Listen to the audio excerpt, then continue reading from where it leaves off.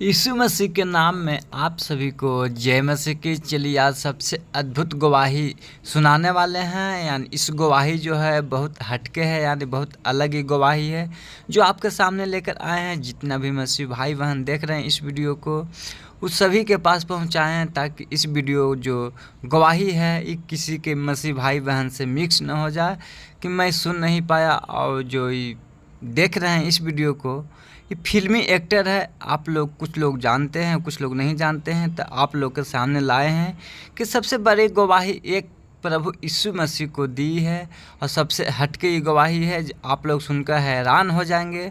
तो पहले आप लोग इस वीडियो क्लिप को देख सकते हैं जो वीडियो क्लिप ने देखें। चलिए पहले इस वीडियो क्लिप को आपको हम दिखाने वाले हैं जो देखकर हैरान हो जाएंगे। चलिए इस पे हम बात करेंगे कि कितना अद्भुत गवाही है जो इस बहन ने, यानी फिल्म एक्टर है, बहुत दिन पहले काम की है और अभी भी काम करती है। चलिए पहले इसको हम वीडियो को दिखाने वाले हैं, आप लोग देखिए, उसके बाद आगे से आगे शेयर कर सकते हैं। मेरे बारे में तो जानते ही, और ज़रूरी नहीं है कि जानते हो। विक्रांत ब्रदर ने बताया मेरे बारे में, लेकिन हो सकता है बहुत लोग टीवी नहीं देखते हो। मैं टीवी और फिल्म एक्ट्रेस हूँ। और सबसे बड़ी बात, अभी हाल ही में कौन आया था, पास्टर तेजल नाडर, मैं उनके चर्च से हूँ। वो और उनके पति मेरे पास्टर हैं और मैं बहुत भाग्यशाली हूँ कि मैं उनके परिवार का एक हिस्सा हूँ, उस देह का एक हिस्सा हूँ। आप सब भी उसी के हिस्से हो, बड़े देह के। लेकिन उस एरिया, उस चर्च में मैं जाती हूँ जहाँ पर मुझे बहुत कुछ सीखने को मिला, बहुत आशीष मिला, बहुत अभिषेक मिला। और जो कुछ भी मैं आज आपसे बांटने जा रही हूँ उसी का एक हिस्सा है। मेरे जीवन में जो कुछ भी हुआ वो भरोसे से बहुत जुड़ा हुआ है, इसलिए मैं आपके साथ भरोसे के बारे में कुछ बांटना चाहती हूँ। हम एक वचन देखेंगे, ओके? एक वचन देखेंगे नीति वचन में 3 में 5 से 6। हिंदी में कोई बोल सकता है क्या? माइक पर कोई ट्रांसलेट कर सकता है हिंदी में? नीति वचन इंग्लिश में है, trust in the Lord with all your heart and lean not on your own understanding, in all your ways submit to him and he will make your path straight. इसका मतलब है अपने हृदय में प्रभु पर पूरा भरोसा करो। कैसा भरोसा? पूरा भरोसा करो। और अपने सद्बुद्धि पर निर्भर मत हो, अपनी सोच पर निर्भर मत हो, अंडरस्टैंडिंग पर। और हर क्षेत्र में आपके जीवन में उसको समर्पित करो, यीशु को, परमेश्वर को, और वो आपके सारे रास्तों को सीधा करेगा। मैं ये आप लोगों के साथ क्यों बांट रही हूँ? क्योंकि अभी आप में से कई लोगों की अभी शुरुआत है सफ़र की, और इस सफ़र में सबसे ज़्यादा आपको ज़रूरत पड़ने वाली है भरोसे की। क्योंकि मेरी जो शुरुआत हुई थी वो आप ही के उम्र से भी कम उम्र में मेरी शुरुआत हुई थी प्रभु के साथ, एक बहुत ही अनोखे तरीके से। और एक वचन है मेरे जीवन में जिसने मुझे आज यहाँ लाकर खड़ा किया है, और वो वचन भी हम देखेंगे आगे। लेकिन भरोसा मतलब क्या है?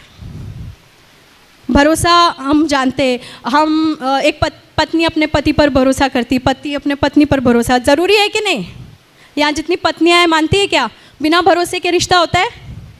है किसी के पास ऐसा रिश्ता बिना भरोसे के? हम भरोसा करते तो ही रिश्ता कायम होता है। तो भरोसा बहुत ज़रूरी है। लेकिन सही मायने में बाइबल के अनुसार भरोसा क्या है? एक बच्चा, एक पेड़ पर एक छोटा सा बच्चा बैठा है, और उसकी छोटा बच्चा और उसके माँ बाप नीचे खड़े हुए, माँ या बाप, वो सोचता नहीं है कि अब मैं जंप करूँगा तो मैं नीचे गिरूँगा। उसको पूरा भरोसा है कि उसके माँ या बाप उसे अपने इसमें ले लेंगे। वो ज़्यादा सोचता नहीं है। उस तरह का भरोसा बाइबल उसके बारे में बात करता है, एक बच्चे के जैसे। यीशु ने कहा ना, जब तक तुम बच्चों की तरह नहीं बनोगे तुम परमेश्वर के राज्य में प्रवेश नहीं कर सकते।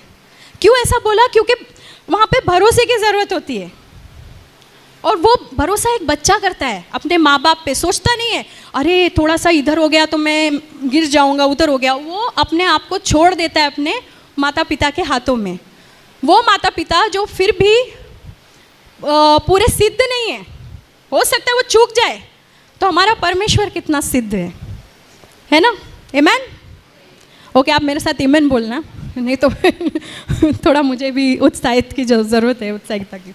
तो हमारा परमेश्वर कितना कितना महान है और हम कितना अपने आप को उसके अंदर छोड़ सकते हैं, उस तरह का भरोसा। और एक भरोसे का एक और उदाहरण देती हूँ। आप उस चेयर पे बैठे हो ब्रदर, आपको 3-4 चीज़ को ऐसे पकड़ने की ज़रूरत पड़ रही है क्या? क्यों? क्योंकि वो आपका पूरा बोझ ले पा रहा है, करेक्ट? उस तरह का भरोसा ये परमेश्वर में कि ये काफ़ी है मेरे लिए, मैं गिरूंगा नहीं। अब आप सोचो कि मैं क्यों इस बात को आपसे बांट रही हूँ, क्योंकि ये मेरे गवाही से बहुत जुड़ा हुआ है। मेरा पूरा जीवन इस भरोसे पे ही टिका हुआ है आज तक। एक और वचन देखेंगे हम, मत्ती की किताब 6:33, मत्ती 6:33। परमेश्वर के राज्य को खोजो, सत्य को खोजो और तुम्हारी सारी ज़रूरतें पूरी होंगी। क्या होगी? पूरी होंगी। अगर आप मेरे पूरे जीवन को एक छोटे से इसमें डालना चाहते हो वचन में, तो वो ये है, परमेश्वर के राज्य को खोजना, उसके सत्य को खोजना। अब मेरी शुरुआत कहाँ पर हुई? मैं कभी एक्टर नहीं बनना चाहती थी। आप हैरान होंगे, आपको लगता होगा ये बचपन से ही सपने देखती होगी एक्टर बनने का, इसलिए एक्टर बन गई। मैं आप लोग से इसलिए बांट रही हूँ क्योंकि कभी कभी हम सोचते हैं कि हमारे जीवन में ऐसा होना चाहिए, लेकिन परमेश्वर की योजना आपके लिए उससे बेहतर होगी अगर आप उस पर भरोसा करोगे तो। किस तरह का भरोसा? वो बच्चे की तरह। किस तरह का भरोसा? उस कुर्सी पे बैठने वाला भरोसा, अपने जीवन की गाड़ी का ड्राइवर उसे बनाना। आमेन? तो मेरी शुरुआत जब हुई, मैं बहुत छोटी थी, 11 साल के एज में। मैं अन्य जाति से आती हूँ। 11 साल के एज में मेरे को बहुत सारे सवाल आ गए कि बहुत सारे भगवान हैं, बहुत सारे देव देवता है, तो सच्चा परमेश्वर कौन है? वो मेरे 11 साल के एज में मेरे माइंड में आना शुरू हुआ कि हम यहाँ पर है क्यों? हम खाते पीते, शादी करते, बच्चे होते, फिर वो भी बड़े हो जाते, फिर उनका हम देखते, इंश्योरेंस करते, ये करते, वो करते, फिर हम भी चले जाते। मकसद क्या है जीवन का? ये 11 साल की एज में है ना। यहाँ पे बहुत सारे ऐसे होंगे, है कि नहीं? आपको भी बहुत कम उम्र में ये बात आई होगी माइंड में, क्योंकि ये बात है ना, प्रभु ने हमारे लिए एक योजना बनाई, इसलिए वो हमारे माइंड में वो चीज़ आती है, क्योंकि वो हमें कहीं ले जाना चाह रहा है। और उस वक्त मुझे यीशु के बारे में कुछ भी नहीं पता था, मैं उस मार्ग में चल ही नहीं रही थी और ना ही मुझे इंटरेस्ट था। मैं सच कह रही हूँ आपको, मैं बहुत ही साधारण इंसान हूँ, आप ही की तरह, सब कमज़ोरियों के साथ। मैं वैसे ही थी जैसे आप हो, वैसे ही हूँ। तो मेरे को यीशु में जाना ही नहीं था, मेरे को चिढ़ आती थी एक्चुअली यीशु के नाम से। और कोई मुझे बोलता बाइबल पढ़ो, तो मैं बोलती थी नहीं चाहिए, ऐसी थी मैं। लेकिन बाकी सब पढ़ती थी मैं, 6 बार मैंने पढ़ लिया बाकी सब किताबें। क्यों? मुझे इंटरेस्ट था जानने के लिए सच्चा परमेश्वर कौन है, सच्चा परमेश्वर कौन है। एक दिन मैं बहुत ही निराश हो गई। मैं टेरेस पर गई, अपने बिल्डिंग के, वो बंगला था हैदराबाद में, हाँ, बाजू वाले के बंगले में। हम लोग के पास बंगला भी नहीं था, हम लोग छोटे से घर में रहते थे। तो वो बंगले पे गई और मैंने फूट के रोना शुरू किया। हमारे लाइफ में वैसे भी बहुत प्रॉब्लम्स चल रही थी। फूट के रोना शुरू किया और मैंने बोला, तू कौन है? तू मुझे बता, मैं जानना चाहती हूँ तू कौन है। ऐसे आसमान को देख के मैंने बोला, तू अदृश्य परमेश्वर, मैं नहीं जानती तू कौन है, पर तू मुझे बता। मैं तेरे को कोई नाम नहीं देती, कोई धर्म नहीं देती हूँ, बट तू मुझे अपने आप को प्रकट कर। मैं सब कुछ तेरे हाथों में छोड़ती हूँ। अब आगे क्या होगा तू ही देख ले, तू मुझे बता तू कौन है, बस। और मेरे को रातों को नींद नहीं आती थी इस बात को लेकर कि परमेश्वर कौन है एक्चुअली, वो एक जीवित परमेश्वर कौन है इतने सारे नामों में। और फिर ये मैंने बात उनके हाथों में छोड़ दी। मुझे साइंटिस्ट बनना था, पढ़ाई में बहुत रुचि थी मेरी, और हालांकि पढ़ाई में बहुत गैप्स आए प्रॉब्लम की वजह से। तो जब मैं 10वीं कर रही थी, मुझे लगा कि मैं कॉलेज भी जाऊंगी। मेरा प्राइवेट 10th कर रही थी, मैंने फॉर्म्स भी भर दिए थे। ये जब मैं 16 साल की थी, ये तब की बात है। तब तक ये सवाल और भी गहरा होता गया। मैंने गॉड से टेरेस पर ये रोक के पूछा। उसके 3 महीने के अंदर कुछ ऐसा बड़ा हादसा हुआ, मेरे पिताजी गायब हो गए। वो मुंबई में रहते थे, हमारे खर्चे के लिए यहाँ से मुंबई से हैदराबाद पैसे भेजते थे। उसी खर्चे पे, उसी पैसे पे हमारा घर चलता था, रेंट, खाना पीना जो भी है। मैं, मेरी मम्मी और मेरी छोटी बहन। अब वो कहाँ गायब हो गए पता नहीं, ना पैसे आ रहे ना फ़ोन आ रहा है, मुंबई फ़ोन कर रहे तो कुछ पता नहीं, कुछ पता नहीं। ये 3 महीने के अंदर जो मैं टेरेस पे जाके यीशु से, परमेश्वर से, यीशु तो तभी पता ही नहीं था, परमेश्वर से मैंने बोला तू मुझे रास्ता बता, तू कौन है। ये 3 महीने के अंदर ये सब कुछ होने लगा। मेरा एसएससी कंप्लीट हो गया, तब तक कॉलेज के फॉर्म्स भरने तैयारी हो रही थी। इतने में ये हुआ, मम्मी बोली चलो मुंबई चलते, देखना पड़ेगा किधर है वो, वरना हम लोग गुजारा कैसे करेंगे, कोई नहीं हमारी मदद करने वाला, कोई भी नहीं। क्योंकि मम्मी भी बहुत गरीब परिवार से आती थी, तो डैडी थोड़े से पैसे वाले थे, लेकिन उनके भी बहुत सारे लिटिगेशन प्रॉब्लम्स, ये वो बहुत कुछ चल रहा था हमारे जीवन में। तो चलो हम मुंबई चलते। तो मुंबई आए हम लोग, ढूंढने लगे, उधार के पैसे लेके आए किसी से, ढूंढने लगे। एक छोटे से लॉज में ठहरे, आज भी वो लॉज वैसे के वैसा ही है उधर, airport palace, Santa cruise east में। अभी भी मैं जाके पिक्चर्स निकाल के लाई वहाँ पे। हाँ, इट्स जस्ट लाइक दैट। कुछ बना नहीं, पेंटिंग नहीं हुई उस बिल्डिंग की ठीक से, वैसे के वैसे ही इतने सालों में। मैं 16 साल की थी तभी।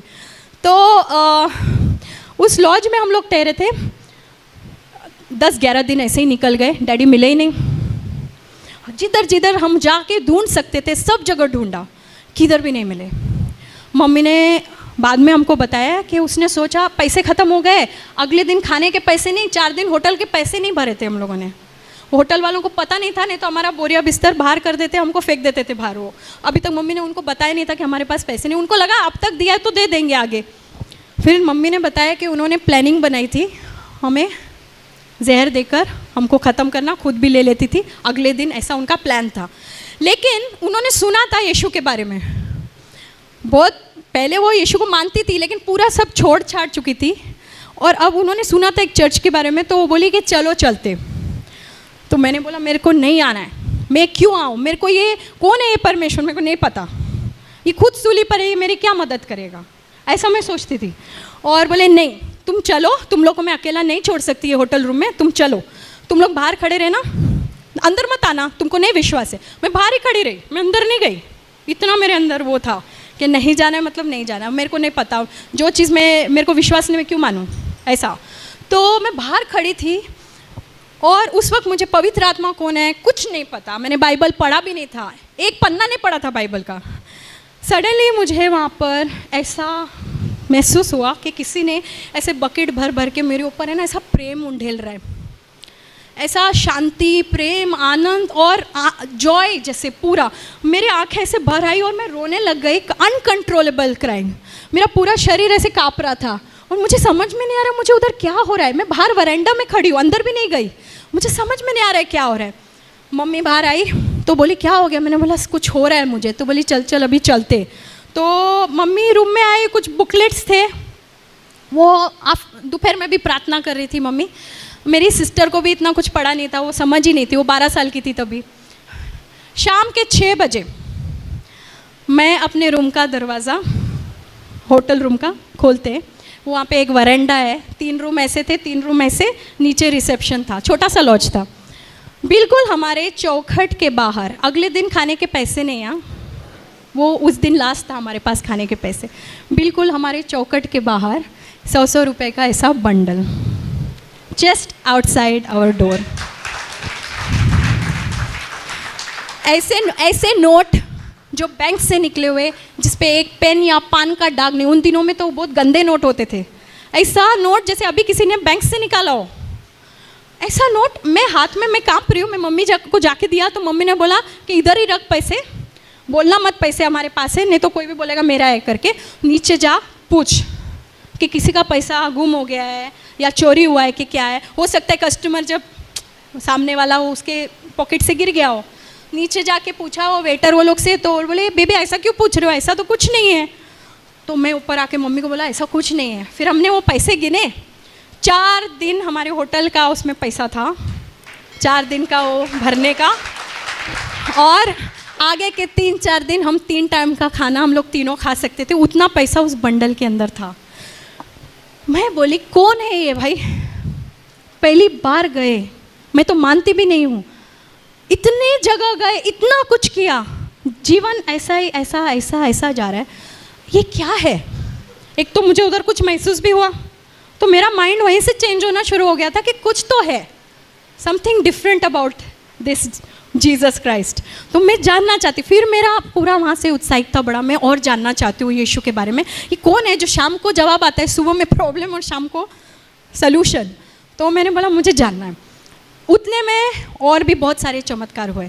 वो एक अंकल थे हमारे वहीं से, मैं जो साइंटिस्ट बनना चाह रही हूँ, मैं क्यों आपको ये बता रही हूँ, क्योंकि आप सब भी बहुत आशाएं लेकर बैठे होंगे, मुझे ये बनना है, मुझे वो बनना है, और हो सकता है कि प्रभु की भी इच्छा आपके लिए वो हो, तो वो ज़रूर आपके जीवन में पूरा होगा। लेकिन कभी कभी प्रभु की इच्छा हमारे लिए कुछ और होती है। क्यों? क्योंकि वो जानता है कि आपकी काबिलियत क्या है, वो आपको किस क्षेत्र में इस्तेमाल कर सकता है। ज़रूरी नहीं आपने जो सोचा वही हो, जो क्षेत्र प्रभु आपको लेकर जाएगा वहाँ पर वो आपका पूरा इस्तेमाल करेगा। कहाँ साइंटिस्ट और कहाँ एक्टर, ज़मीन आसमान का फ़र्क। तो उसके बाद एक अंकल थे जिनके यहाँ मैसेज मेरी मम्मी ने छोड़ा हुआ था, बहुत पुराने पहचान के, जिन्होंने मेरे को बचपन में, आप में से कितने ने देखा है पता नहीं, वीराना फिल्म की थी मैंने, एक हॉरर फिल्म थी जिसमें मैंने हीरोइन के बचपन का रोल किया था। मैं 9 साल की थी तभी, हॉरर फिल्म। तो वो अंकल ने मुझे करवाया था, वो हॉरर फिल्म के राइटर थे। वो आए, वहाँ मैसेज छोड़ा था, वो आउट ऑफ टाउन थे, वो भी सही समय पर आए जब हमारा ये पैसा ख़त्म होने को आ रहा है, वो आ गए। आगे उन्होंने हमारी और मदद की, और सबसे बड़ा चमत्कार, वो वहाँ बैठते हैं, एक फ़ोन लगाते हैं, एक बहुत भले मानुस को, जो एक फैमिली टाइप आदमी थे, बिजनेसमैन थे, उन्होंने फिल्म बनाने की सोची थी लेकिन उनका फिल्म फ्लॉप हो गया था, तो उन्होंने एक ऑफिस कम रेजिडेंस जैसे लेके रखा था शास्त्री नगर लोखंड वाला, बहुत पॉश एरिया में। अब वो 8 महीने का रेंट भर चुके थे वहाँ पे, और वो ऑफिस यूज़ ही नहीं कर रहे थे, और वो जो लैंडलॉर्ड थी वो पैसे वापस नहीं कर रही थी, बोली कि 8 महीना रह के आप छोड़ दो। वो खाली घर ऐसे ही पड़ा था, फुल्ली फर्निश्ड। इनको उसी वक्त उनकी याद आना, ये उनको फ़ोन करके बोलते हैं कि एक फैमिली है, परिवार, इनके डैडी अभी तक इनको मिले नहीं हैं। तो उनके खुद के 3 बेटियाँ, तो उनको भी फीलिंग हुई, वो ममता जगी उनमें, और बोला कि इनको आने दो, रहने दो, जब तक इनके डैडी मिलते 2-3 महीना, हम सीधा एक लॉज रूम से सीधा एक पूरे किस बहुत ही फुली फर्निश्ड टीवी फ्रिज वाले घर में हम लोग शिफ्ट हो गए, और वो भी बिना किसी मतलब, बिना किसी गलत इसके। मैंने ऐसा प्रभु का, मैं अभी इतना समय नहीं है मैं सब बांटूं, पर इतनी चीज़ें हुई, अनबिलीवेबल चीज़ें, जैसे मतलब आप सोच नहीं सकते। प्रभु ने जो कहा ना, तुम विश्वास करोगे, तुम पहाड़ से कहोगे यहाँ से वहाँ हो जा, और वो होगा। शायद पहाड़ नहीं हुआ अब तक, क्योंकि हमारा विश्वास भी अभी वो लेवल में पहुँचा नहीं, लेकिन बहुत ऐसी चीज़ें हुई जो नहीं, असंभव थी मेरे जीवन में। और बहुत बड़ी कहानी को थोड़ा छोटा करते हुए, मैं ऐसे एक्टर बनी, वहाँ से मेरी शुरुआत हुई। मुझे फिल्म्स मिलते गए, मेरा फ़ोटो सेशन फ्री में हो गया, फिल्म्स मिलते गए, नया प्रोड्यूसर, नया हीरो, फिल्म बनी नहीं, अच्छे लोग थे, गलत काम नहीं था उसमें, फिल्म्स बनी नहीं, लेकिन पैसे आते रहे। 3-4 फिल्में बनी नहीं मेरी, पर मेरे को पैसे मिलते रहे, मेरा गुजारा शुरू हो गया। डैडी मिले ही नहीं, 2 साल बाद मिले डैडी। अब वो दूसरी कहानी मैं बोलना नहीं चाहती, लेकिन वो 2 साल तक नहीं मिले। 2 साल तक पिता परमेश्वर ने हमारी रक्षा की, पिता परमेश्वर ने हमें देखा, हमें उस मोड़ पर आने नहीं दिया जहाँ पे गेम ख़त्म, क्या बोलते हैं बंटा लैंग्वेज में, गेम ख़त्म, खलास, वो नहीं होने दिया, और हमें सुरक्षित संभाल कर रखा, हमारी सारी ज़रूरतें पूरा करता गया। और मैं ये नहीं कह रही हूँ कि सब कुछ स्मूथ हो गया, वो भी गलत होगा। परीक्षाएं आई और आती हैं। आप में से अभी कितने स्टूडेंट हैं, हाथ ऊपर करेंगे, कितने स्टूडेंट हैं यहाँ पे? आप फर्स्ट स्टैंडर्ड से सीधा अभी 9th में होगा, 10th college first year, first standard से कॉलेज में आए, सीधा फर्स्ट स्टैंडर्ड से कॉलेज में। कितनी परीक्षाएं दी? कम से कम 10 से 11 परीक्षा, तब जाके फर्स्ट ईयर में आए ना। वैसे ही प्रभु के राज्य में भी परीक्षाएं होंगी, क्योंकि अपने को किधर जाना है, दूसरे लेवल में जाना है। इसीलिए प्रभु हमें हमारे नाश के लिए परीक्षा नहीं देता है, हमारे उन्नति के लिए हमें परीक्षा देता है। तो परीक्षाएं बहुत सारी हुई, आमीन। लेकिन प्रभु हर एक से रास्ता बनाता गया, और उसके साथ साथ कुछ और भी होता गया। कैरेक्टर, आज मैं जो हूँ, आप मेरे से कुछ 5-6 साल पहले मिलते, मैं ऐसी नहीं थी। I am not joking. घमंड, गुस्सा, आज भी गुस्से से थोड़ा मेरा पाला पड़ते रहता है। आई एम सॉरी, है मेरे अंदर, प्रभु काम कर रहा है, गुस्सा है अभी भी, बट घमंड, और कभी कभी वो निकल के आता है। आप भी नोट किए होंगे ना, जब कभी कभी समस्या ऐसी हो जाती है तो हमारी परीक्षा होती है, और हमको सब तब पता चलता है कि हमारे अंदर अभी भी कितना कुछ है बदलने को।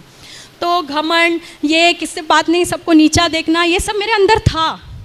लेकिन जैसे जैसे परीक्षाएं होती गई, और उसके बाद प्रभु ने हर परीक्षा के बाद उठाया, आशीषित किया, और कैरेक्टर भी बिल्ड होता गया, चीज़ें बदलती गई अपने अंदर। मेरे परिवार वालों ने देखना शुरू किया, जो मेरे विरोध करते थे कि तुम ये प्रार्थना में क्यों जाती हो, ये प्रार्थना गलत है, इधर मत जाओ, ये लोग गलत है, ये पास्टर लोग गलत है, ऐसा ऐसा बोलते थे, आज वो भी आते हैं प्रार्थना में। आमीन। क्यों? क्योंकि उन्होंने कुछ देखा, और वो काम अगर हम प्रभु को अपने ऊपर करने नहीं देंगे ना, तो वो नहीं होएगा। वो अपने ऊपर निर्भर है। देखो, स्वर्ग तो हम लोग जाएंगे ही जाएंगे, जब तक हम यीशु को पकड़ के रख रहे हैं कि वो हमारा उद्धार करता है और हमारा प्रभु है, सिर्फ और सिर्फ वो, तो हम तो स्वर्ग जाएंगे, क्योंकि प्रभु का वचन है वो। लेकिन हमारे जो वहाँ पर हमें मिलना है, बहुत सारी चीज़ें, और हमारा कैरेक्टर, वो सब इस पर निर्भर होता है कि हम कितना प्रभु के लिए अपने हृदय को खोलते, कितना उन पर, मैं जो शुरुआत किया था, कितना उन पर भरोसा करते, बहुत बहुत ज़रूरी है। और फिर 2006 में मेरे जीवन में एक बहुत बड़ा चेंज आया।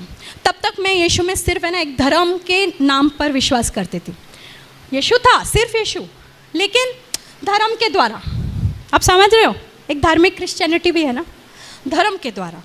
लेकिन ये new life, born again life मुझे समझ में नहीं आ रहा था। बाइबल मैं बाकायदा पढ़ती थी, मुझे बहुत शौक था, मेरे अंदर एक आग थी बाइबल पढ़ने के लिए, मैं बहुत पढ़ती थी, आज से ज़्यादा वो तब पढ़ती थी बाइबल। तो बाइबल में ऐसे ना बहुत मतलब भूख और प्यास के साथ पढ़ती थी, तो मेरे को बहुत सारी चीज़ें दिखती थी, लेकिन वो जहाँ मैं जाती थी प्रार्थना में, वहाँ वो चीज़ें मेरे को नहीं दिख रही थी, बदलाव, चेंज, वो मिरेकल्स लाइफ में, मिरेकल्स इन द सेंस के चंगाइयाँ जो यीशु बोलता है आज भी होगा मेरे नाम में, वो सब मुझे नहीं देखने को मिल रहा था। मैं फिर से सवाल मैंने यीशु से किया कि प्रभु कुछ और है, बताओ मुझे, कुछ तो है, कुछ गड़बड़ है, क्योंकि आपका वचन सच्चा है, आप सच्चे हो, लेकिन कुछ तो है जहाँ सही नहीं जा रहा है। और फिर प्रभु ने बोला अब ये रेडी हो गई है, मैंने बोला ना लेवल होता है, अब ये रेडी हो गई है वहाँ आने के लिए। पहले भी लोगों ने मुझे बुलाया था, लेकिन मैं बोलती थी ये लोग है ना सब ब्रेन वॉशिंग करते, मैं नहीं जाऊँगी हमारे न्यू लाइफ फेलोशिप और बॉर्न अगेन चर्च में, बोलते नहीं जाऊँगी नहीं जाऊँगी नहीं जाऊँगी। एक दिन रात को प्रभु ने मुझसे, वो मेरे से बात करते थे हाँ वचन के द्वारा, और मुझे बोला जाओ मैं भेज रहा हूँ तुमको। तो मैं गई, वहाँ पे तुम्हारी उम्र का 19 साल का एक लड़का, पहली बार मैं गई, वो आया था, सीजू मैथ्यू है उसका नाम, वो आया केरला से, और वो खड़ा है माइक पर, और मैं बोल रही हूँ मेरे से बहुत छोटा, और वो ऐसे बात कर रहा है जैसे वो 70-80 साल का आदमी, बहुत सारा ज्ञान लेकर। मैं बोली कौन है भाई, और मेरे सारे सवालों का जवाब वो दे रहा है माइक पर। और उस वक्त तक ना मुझे ये सब मेरा बिलीव नहीं होता था कि पवित्र आत्मा के द्वारा आप नीचे गिर जाते हो, और उनके स्पर्श से आप आप भर दिए जाते हो, अनॉइंटिंग का मुझे इतना समझ नहीं था। तो वहाँ मैं देख रही थी, जब प्रार्थना खत्म हुआ सब लोग ऐसे आगे जा रहे हैं और सब गिर रहे नीचे, मैंने बोला ये मेरे हो ही नहीं सकता, क्योंकि ये रियल नहीं है, ऐसा मेरा माइंड सेट ऐसा था। मैं आगे गई और उन्होंने मेरे को छुआ भी नहीं, उसका आंख बंद था वो ब्रदर का, और वो ऐसे आंख बंद करके बोलते हैं बेटी क्या चाहिए आपको, इंग्लिश में बोलते हैं। मैं बोली बेटी, ये मेरे से कितना छोटा है एज में, मुझे बेटी बोल रहा है। तो मैंने बोला ये नहीं है, ये ज़रूर प्रभु बोल रहा है इसके ज़रिए। मैंने बोला मैं चाहती हूँ कि यीशु मेरे जीवन का पूरा नियंत्रण ले ले, ऐसा मेरे मुंह से निकला, पता नहीं क्यों उस वक्त वो मैं भर गई थी उससे, पूरा नियंत्रण यीशु ले ले। उसने बोला ऐसा ही हो तुम्हारे साथ, सिर्फ इतना बोला वो ब्रदर ने, एक हवा का झोंका जैसे आया, और वो बपतिस्मा था पवित्र आत्मा का, मैं नीचे फ्लैट ज़मीन पर, प्रेज गॉड। और मैंने बोला ये क्या है, अमेजिंग एक्सपीरियंस। मैंने बोला क्या है ये, और फिर मैंने जाना, पहली बार मेरी आंखें खुल गई। इतनी बार बाइबल पढ़ा, ऐसा होता है ब्रदर सिस्टर, ऐसा होता है कि हम 10 बार भी बाइबल पढ़ते लेकिन हमारी आंखें खुलती नहीं है। वही वचन मैंने कितनी बार पढ़ा कि यीशु हमारे पापों की क्षमा के लिए धरती पर आया, क्रूस पर मारा गया, गाड़ा गया, तीसरे दिन जिंदा हुआ ताकि हमें अनंत जीवन मिले, लेकिन मेरी समझ में नहीं आया था तब तक। हाँ, यीशु को मानती थी, मुझे पता था कि यही सत्य मार्ग है, बाइबल ही सच्चा है, लेकिन ये आंखें खुली नहीं थी। उस दिन मेरी आंखें खुल गई और मेरा उद्धार हुआ, और उसके बाद फिर मेरा जीवन बहुत बहुत अलग हो गया। अब सिर्फ चीज़ें और मटेरियल चीज़ों के लिए नहीं, आत्मिक उन्नति चालू हो गई। पहले तो बहुत सारी चीज़ें लाइफ में हुई, सक्सेस मिला, मैं एक्टर बन गई, बहुत कुछ हो रहा था, लेकिन आत्मिक उन्नति नहीं हो रही थी। वो वहाँ से शुरुआत हुई 2006 से, एग्जैक्टली 2006 दिसंबर से। और धीरे धीरे हर एक साल प्रभु मेरे जीवन में नई नई चीज़ें करता गया, आत्मिक क्षेत्र में बढ़ाता गया। पिछले चर्च में जो मैं जाती थी, धार्मिक चर्च में, बोला गया था अरे ये अच्छी नहीं है। मैं सच बोल रही हूँ, और सही मायने में मैं आपको बताऊँ, मैं अपने आप को बहुत सिद्ध नहीं बताना चाहती हूँ, उस समय में सही में मेरा जीवन अच्छा नहीं था। पाप से मैं बहुत जूझ रही थी। हमारा कैसा लाइफस्टाइल होता है इस इंडस्ट्री में, तो बहुत सारी चीज़ों में उलझी हुई थी और स्ट्रगल था मेरा।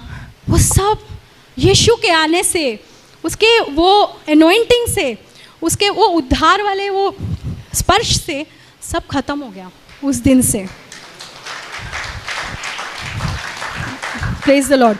जो पीने का शौक़ था, जो पार्टी का शौक़ था, मैं नहीं कह रही हूँ सब पार्टी गलत होती है, हमारे बर्थडे पार्टीज़ होती है, आप ऐसा मत सोचो कि बर्थडे पार्टी में भी जाना गलत होता है, नहीं, लेकिन वो एक माहौल होता है पार्टी का। वो सारी चीज़ें धीरे धीरे ना अपने आप, कोई बोला नहीं। हमारे एक बार में मेरे पास्टर्स ने मुझे कभी पूछा नहीं कि वैष्णवी, रिबेका तुम, ये मेरा सेकंड नाम रिबेका है, रिबेका तुम ये फील्ड में हो, तुम क्या ऐसे कपड़े पहनती हो, क्या तुम ऐसी जगह जाती हो, क्या तुम शराब और ये सब पीती हो, सिगरेट फूकती हो? कभी एक बार भी मुझसे पूछा नहीं। लेकिन सिगरेट तो नहीं फूकती थी, लेकिन बाकी चीज़ें तो थी। धीरे धीरे धीरे सब प्रभु निकाला, और अपने आप वो इच्छा ही चली गई उन सब चीज़ों की। और प्रभु कहाँ से कहाँ लेकर आया, जहाँ वो चर्च में बोलते थे, मेरे को एक नाम भी दिया गया था, सड़ा हुआ एप्पल को इंग्लिश में क्या बोलते हैं, रोटेन एप्पल। हाँ, वो मैं आपके एज ग्रुप में थी, रोटेन एप्पल बोला था। मैंने तो उनको क्षमा कर दिया, मेरे को कोई बेर भी नहीं है उनके लिए, धन्यवाद हो प्रभु का, लेकिन मेरे को रोटेन एप्पल बोला था। वो रोटेन एप्पल को प्रभु ने उठाया और आज किधर खड़ा किया। महान परमेश्वर है हमारा। अगर हम उन पे विश्वास करेंगे तो वो कभी भी, आप अपना सारा भविष्य उसके हाथ में दे दो, और आपके लिए बहुत ज़रूरी है, क्योंकि अभी आपकी शुरुआत है, इसलिए कह रही हूँ। और नहीं भी, अगर आप कहीं बीच में भी हो तो भी प्रभु, सारा कुछ प्रभु के हाथ में दे दो। बोलो प्रभु मेरा फ्यूचर आप देखो, मैं नहीं चलाऊंगा। मैंने बहुत सोच के रखा है, प्रभु ये चीज़ को मैं आपको समर्पित करता हूँ, मैं आपको समर्पित करती हूँ, मुझे ये बनना है ये। पर प्रभु तुझे पता है मेरे लिए क्या उत्तम है, तू मेरे लिए वो तैयार कर, वो रास्ता, क्योंकि वहीं पर मेरे को सही में शांति, आनंद, खुशी और उन्नति मिलेगी। मैं सच बोल रही हूँ। अब मैं कभी एक्टर नहीं बनना चाहती, लेकिन प्रभु की योजना थी, क्योंकि मेरे द्वारा, मैं घमंड नहीं करना चाहती, पूरे नम्रता से कहती हूँ, मेरे द्वारा कम से कम 2000 लोगों तक इस फील्ड में अब तक वचन बांटा गया है। और कई लोग घर पे आते हैं, फोटोग्राफ लेके आते हैं एक्टर बनने के लिए, भेजे गए मेरे घर पे, आज वो मिनिस्टर बन गए हैं। तो धन्यवाद हो प्रभु का। क्यों? मैं तो कहाँ साइंटिस्ट, कहाँ लैब में मैं कुछ कर रही होती, या वो टेलीस्कोप में कहीं देख रही होती अंतरिक्ष में। कहाँ है अंतरिक्ष में? किसको बचाना है, किसका उद्धार करना है अंतरिक्ष में? कोई नहीं है उधर, नहीं है। वो नासा बोलते रहता है बहुत कोई है, पर आज तक कोई मिला नहीं उधर, सब इधर ही है। यहीं पर करना है, यहीं पर प्रभु का कार्य करना है, यहीं पर वचन बांटना है, यहीं पर हमें प्रभु की योजना अपने जीवन में पूरी करनी है। और सही मायने में हमारी सबसे बड़ी योजना जो प्रभु बोल के गया है कि तू मेरे राज्य को खोज, यानी कि तू वचन बांट दुनिया के छोर तक, मैं सदा तेरे साथ हूँ। वो सबसे बड़ा जो आज्ञा प्रभु ने दिया है वही हमारे जीवन की सबसे बड़ी योजना है। चाहे हम जीवन के कोई भी क्षेत्र में क्यों ना हो, आप स्कूल में होंगे, आप कॉलेज, अब मेरी बेटी का उदाहरण, आज वो इधर आई नहीं, वो 16 साल की है, इसलिए मैं जानती हूँ, मैं आप लोग के जीवन से बहुत ही मतलब वंचित हूँ मैं कि आप किस दौर से गुजरते हो ये इस वक्त और आज के दौर में, क्योंकि मेरा दौर कुछ और था। तो मेरी बेटी भी 16 साल की है, सारे स्ट्रगल सब मैं जानती हूँ। तो वो मेरे को स्कूल में बुलाया गया था, क्योंकि उसका 8 साल में उसका उद्धार हो गया था। मेरे को स्कूल में बुलाया गया था कि आपकी बेटी वचन बांटती है, ज़रा उससे कहो कि ना बांटे। तो ये है प्रभु की योजना, उसके लिए ना तो कोई उम्र है। और मुझे अच्छा लगा, मैं उनके सामने तो चुप थी, लेकिन अंदर से मैं बहुत खुश हो रही थी कि सही मार्ग पे चालू हो गया उसका चलना। तो अच्छा कंप्लेन, ये बहुत अच्छा वाला कंप्लेन था। तो वही है, हाँ, जो माँ बाप यहाँ बैठे, हम अपने बच्चों को सबसे बेस्ट क्या दे सकते हैं? प्रभु यीशु। अगर उनको शुरुआत से प्रभु यीशु दे दिया ना, स्ट्रगल होंगे, मैं नहीं कह रही हूँ नहीं होंगे, क्योंकि दुनिया देखो कैसी हो गई है, मीडिया, सोशल मीडिया साइट्स, बहुत कुछ है वहाँ पर खींचने के लिए, लेकिन अगर यीशु उनके दिल में बस गया ना, वो संभाल लेगा सब कुछ। मैं सच कह रही हूँ, अपने बच्चों को भी संभाल लेगा, हमको ज़्यादा टेंशन लेने की भी ज़रूरत नहीं है। और जवान लोग जो यहाँ बैठे हैं, जो अभी शुरुआत कर रहे हैं, आप अपना जीवन अगर प्रभु को दोगे पूरी तरह से, तो वो आपका इस्तेमाल करेगा। आप, वो ऐसा नहीं है यूज़ एंड थ्रो, वो कभी ऐसा नहीं करता, यूज़ एंड थ्रो नहीं करता, वो यूज़ आपको करता है आपके ही भले के लिए, आमेन, और आपके पड़ोसी के भले के लिए। तो आप, वो हम सब के लिए ही करता है जो भी करता है, क्योंकि ना तो हम उसमें कुछ एक चीज़ डाल सकते और ना ही एक चीज़ यीशु से निकाल सकते। तो कभी हमें ये नहीं सोचना मैं उसके लिए इतना कुछ कर रहा हूँ, हम यीशु के लिए कभी कुछ नहीं कर सकते, कभी भी नहीं। हम लोग कभी घमंड नहीं कर सकते कि हमने यीशु के लिए ये किया वो किया। तो बस मेरी आप सबसे यही गुजारिश है, सारे जवान लोग यहाँ पे, कि आप अपना जीवन यीशु को दो और पूरा भरोसा करो, एक बच्चे की तरह जो अपने आप को अपने माँ बाप के हाथ में ऐसे फेंक देता है, वैसे यीशु के हाथ में फेंको। मैं ये नहीं कह रही हूँ कि ये आसान होगा, मेरा भी बहुत स्ट्रगल रहा है, खास करके फाइनेंस के क्षेत्र में, क्योंकि शुरुआत से मेरे जीवन में फाइनेंस की ही चैलेंज रही है। तो आता है, शैतान भी जानता है बहुत, अभी उसकी बात तो हमने की नहीं, हमारे चर्च में उसको लूसी बेबी बोलते हैं लूसीफर। तो वो जो है वो भी है, शत्रु को नज़रअंदाज नहीं करना चाहिए, वो है, और वो बार बार ऐसी जगह ही परीक्षा लाएगा आपके जीवन में जहाँ आपकी कमज़ोरी है, आपकी परीक्षा उधर ही आएगी। तो तैयार रहने का और उस समय अपना भरोसे को पूरा इस्तेमाल करने का और प्रभु के हाथ में अपने आप को छोड़ देने का। आमेन।